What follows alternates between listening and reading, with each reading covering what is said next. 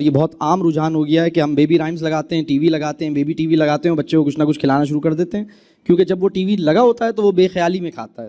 اس کو ہم کہتے ہیں مائنڈ لیس ایٹنگ، جو بے خیالی میں آپ کھاتے ہیں، بچے کو پتہ نہیں ہے اور بے خیالی میں اس کو جو چاہے آپ نے کھلا دیا. وہ ٹی وی کے اندر لگا ہوا ہے یا موبائل میں لگا ہوا ہے، گیم دیکھ رہا ہے یا وہ کوئی رائم سن رہا ہے یا کوئی کارٹون دیکھ رہا ہے. ایسا نہیں کیجیے، ایسا نہیں کیجیے، یہ بہت خطرناک بات ہے، اس سے بچیے. اور دوسری بات، اگر آپ کا بچہ کھانا نہیں کھا رہا تو اس میں کیا کرنا چاہیے؟ اس میں آپ کو سب سے مؤثر طریقہ آپ کو بتا رہا ہوں. 2 کام کیجیے. آپ کی زبان سے آپ کا بچہ یہ نہ سنے کہ تم تو کھاتے ہی نہیں ہو. میں آپ کو بتاؤں، آپ کے کلام میں جادوئی اثر ہے. وہ بچہ جس نے اپنی ماں، اور میرے پاس بہت سے لوگ آتے ہیں وہ کہتے ہیں میرا بچہ کھانا نہیں کھاتا، تو میں ان سے پوچھتا ہوں کہ آپ کی زبان سے اس نے یہ سنا ہے کہ تم تو کھاتے ہی نہیں ہو؟ انہوں نے کہا یہ تو روزانہ سنتا ہے.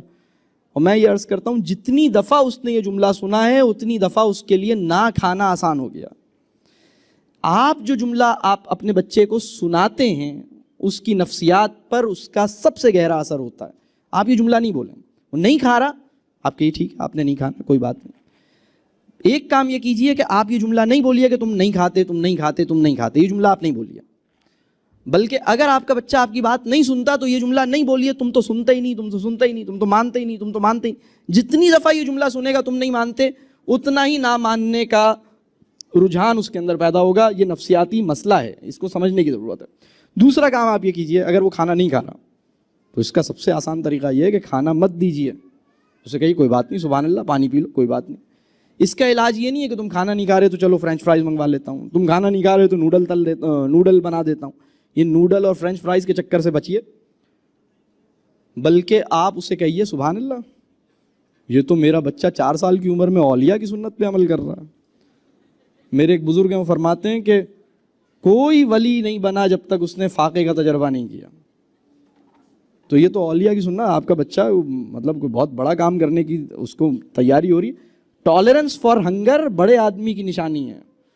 کسی بھی معاشرے کا، چاہے مسلم معاشرہ ہو چاہے کافروں کا معاشرہ ہو، بڑا آدمی کسی بھی معاشرے کا وہ ہوتا ہے جس کے اندر ٹالرنس فار ہنگر اور ٹالرنس فار پین موجود ہوتا ہے. ہمارا پرابلم یہ ہے کہ ابھی سر میں درد کا خطرہ دیکھتے ہوئے پیناڈول پھانک لی، اور بھوک لگنے کا امکان دیکھتے ہوئے ہلکی پھلکی بھوک میں ہلکا پھلکا ٹک پھانکنا شروع کر دیا. یہ ہمارے پرابلمز ہیں، ہماری عقل کا مسئلہ ہے. جناب ہلکی پھلکی بھوک میں تو آپ کو رہنے کا حکم ہے. اگر وہ نہیں کھا رہا اس سے کوئی فرق نہیں پڑتا. میں آپ کو بتاؤں نہ کھانے سے اس کی صحت خراب نہیں ہوگی، بلکہ جب آپ کے گھر میں جو بنا تھا اس نے نہیں کھایا، آپ نے کہا ٹھیک ہے سبحان اللہ، پانی پیو، کوئی بات نہیں، کوئی بات نہیں.